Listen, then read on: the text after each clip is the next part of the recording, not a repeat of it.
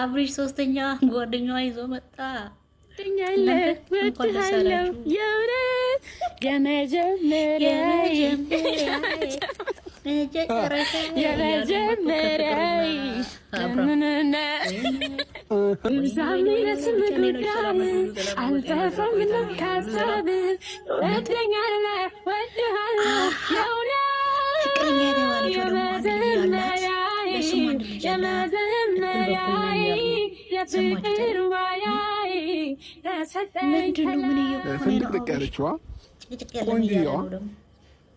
በጉጉት እየጠበቃችኋት የነበረችው ልዕልት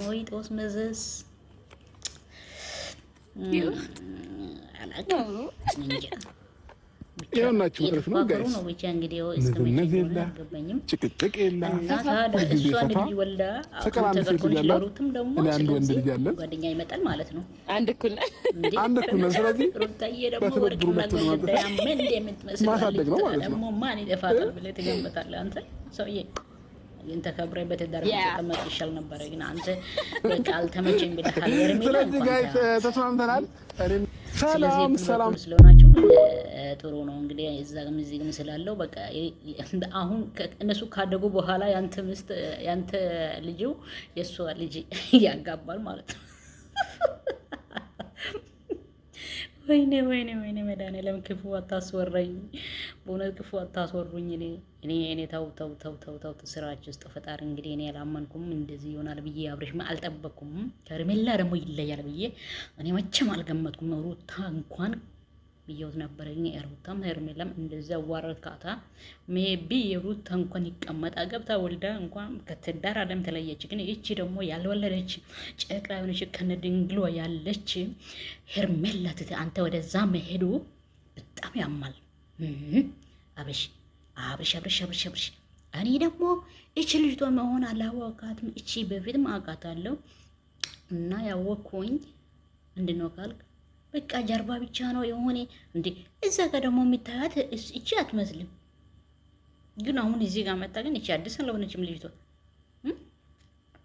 ወይኔ ፍቅር የሆነቻት ፍቅር ይዞ መጣ። ፍቅርና አብርሽ አይሄድም፣ ሩታና አብርሽ ነው የሚሄደው። በእውነት እኔ አሁንም ቢሆንም በእውነት አጠራራ ሩታና አብርሽ ነው። እሺ ዛሬም ነገር እኔ በእውነት ነገር ግን አንተ እንደዚህ ትሆናለህ፣ ችግር የለም። ያው እንግዲህ ደግሞ አሳማ ነገር አይመስለኝም። ሜቢ ሩታና አብርሽ እና ሩታና ፍቅር ሩታና ሄርሜላ አብርሽና ሄርሜላ አሁን ደግሞ ሶስተኛ አብርሽና ፍቅር ጥሩ ነው እንግዲህ ካልቀረ ምን ይደረግ? እሺ ታዲያ እንዴት ነው ሁኔታው?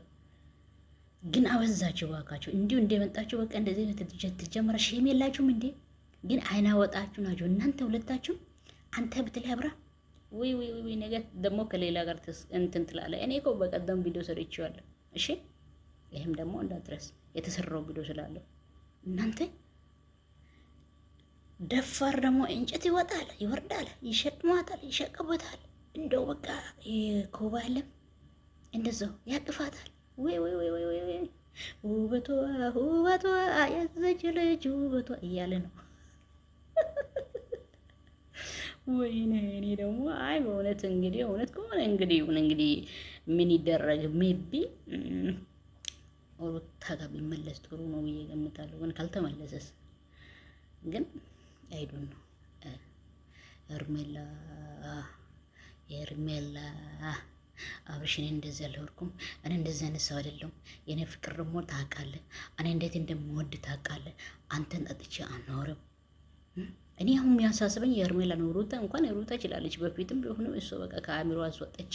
ለእሷ ደግሞ ለዚች ያለው አንድ ልጅ ለሩታም ያለው አንድ ልጅ ነው። እንግዲህ ምንም አይደሙ ሰው አታጠማ ብዬ እነግረዋለሁ። የሩታ ከሆነ አታስብ። ግን ይቺ ሄርሜላ ደግሞ ያለ ቦታው መታ ራሷን አስረክሳ ወይም ወልዳ ቢሆንም ችግር የለም እና ወይኔ አብራም በእውነት ይገርማል ያንተ ስራ። ስንቱን ተወርተን ስንቱን እናቆም፣ ስንቱን አውርተን ስንቱን እንጨርስ። አረ ለምንድን ነው እንደዚህ የምትሆነው አንተ ልጅ?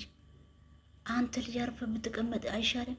ነገ ደግሞ ሽንግልና እሷ ስጠራት ተተ እንደ ሄርሜላ ደግሞ ቆመሽ ይዘና እንደዛ ነው መሰለ ሄርሜላ አንተ ቆመሽ ይዘና እኔ አይቻላቅም ባለው ቀን ጀምሮ መፈዘዝና መደንዘዝ ነው የጀመርከው። ከዛ ሲቀጠል ሽንግልና ምናምን ከቤተሰቦች ጋር ምናምን ሲል እንደዚህ ነው ጀምር። ከዛ የባሰ ነው። በፊትም የሄርሜላ ጋር ሽውርውር ሽንግርግር እያልከ አሁን ደግሞ በእውነት ነገ ሄደ ግን ወደ ሩታ ትመለሳለህ። ሩታ ግን እንደማትቀበል እርግጠኛ ነኝ። ምክንያቱም ያው ታውቃለህ ምን እንደሆነ ጥፋቱ ይገባል ብዬ ገምታለሁ። ለአንተ አታገኝም እንደ ሩታ ታገኛለህ ብለህ ታስባለህ?